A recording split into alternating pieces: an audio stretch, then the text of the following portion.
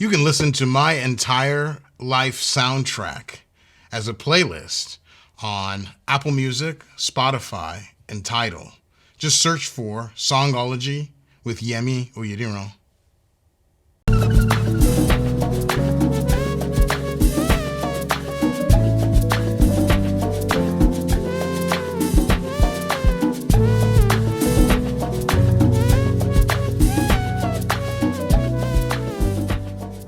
My junior year in high school, because I went to a boarding school, I had a roommate by the name of Andrew Johnson, AJ.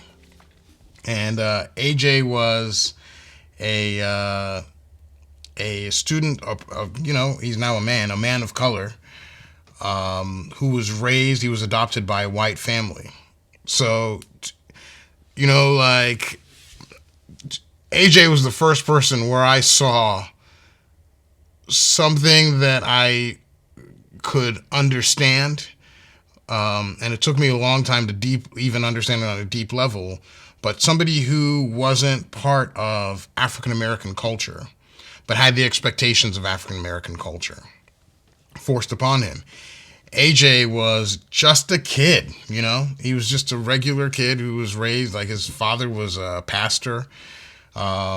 And I mean, he was a classic pastor's kid in every way, shape, and form. But he had this need and had this desire to make sure that he represented and maintained his blackness, which is a very difficult thing to do when you're raised in white spaces. And he's the one who got me into 2Pac. So we played soccer together. We played sports together.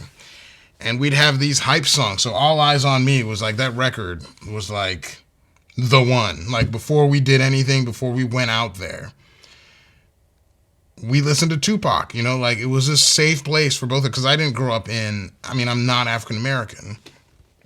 And having expectations of being an African American when you're not was very difficult to meet. But AJ was the first person who I kind of made sense to. And I could listen to hip hop with AJ without it being a black thing, without it being, Yemi, what does that mean? I don't know what that means either. I grew up in the suburbs. I have no idea what that word means. Like, we are learning this together. But with AJ, I didn't have to deal with any of that. I could just listen to 2Pac, appreciate 2Pac, and then really appreciate 2Pac because particularly of what he was talking about in his music spoke to us. So Can't See Me spoke to me, and I don't want to speak for him, but spoke to me in a deep way. It was like our favorite song. Like that's the one that we would like if we're getting ready to go to a game, we're going to start there. Because people weren't seeing who we really were. They were seeing a caricature of who they expected us to be. And that song really spoke to our power of kind of not being seen and being able to make ourselves and basically affect the world and be ourselves in a world that didn't really see us as human beings and as people, the people who we actually were. They saw us as their expectations, who they expected us to be. So that song really, really hit. That song really, really made sense.